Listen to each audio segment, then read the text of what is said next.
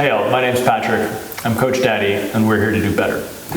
Today I want to take a second and talk to you a little bit about my dance background and my ballet background.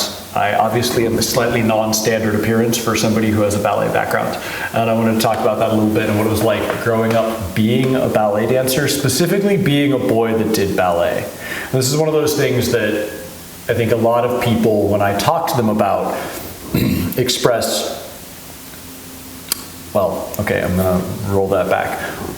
When I talk to a lot of people about my childhood and being a ballet dancer, there's really often two reactions. There's, oh, that must have been so great, or, oh God, that must have been really hard. And the latter is absolutely the more true version of that story.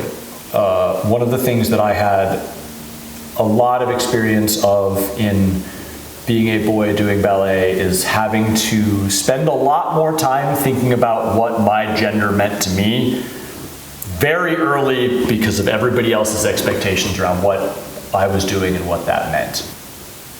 My experience of my own gender started very, very young as a response to bullying and accusations. I spent a lot of my childhood, having been a ballet dancer, being called a girl and being called a fag. And that prompted me to spend a lot of time thinking, well, A, what do those things mean?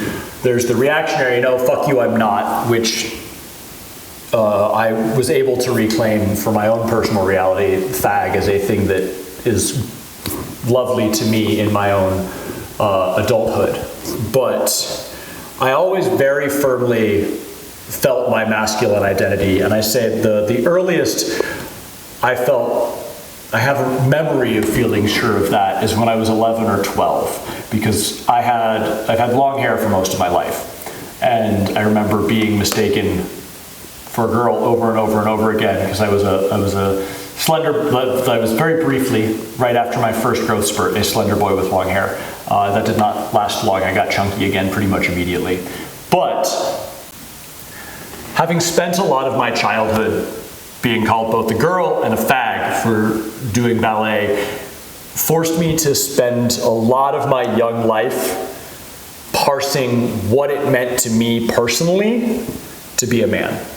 This also existed in reflection to my father, who was in a lot of ways an all-American man. My dad was a carpenter, he was a construction worker, he was an outlaw biker, and he was starting middle linebacker at the University of Pittsburgh for his entire college career. So I had the picture of an American man for a father in the way that we classically think of it. But his eldest son did ballet and played Dungeons and Dragons.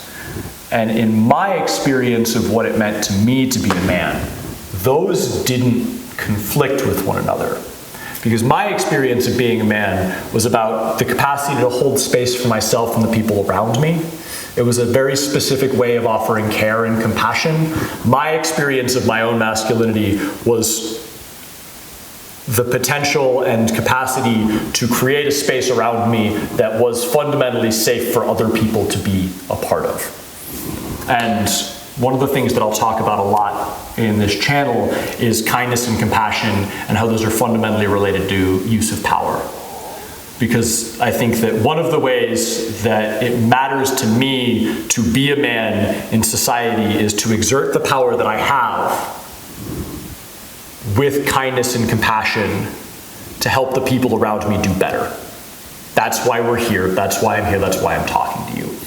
And none of those things conflict with doing activities that are traditionally feminine. It's a big pet peeve of mine because I was told this all the time when I was growing up. Oh, you're a dancer. That must mean X, Y, or Z about your gender. I was like, no, you know what that means? That means that I dance. That means that I like dancing. That's literally all that means. You doing an activity means absolutely nothing about my experience of doing an activity meant nothing about my gender. It simply meant that I cared about dancing.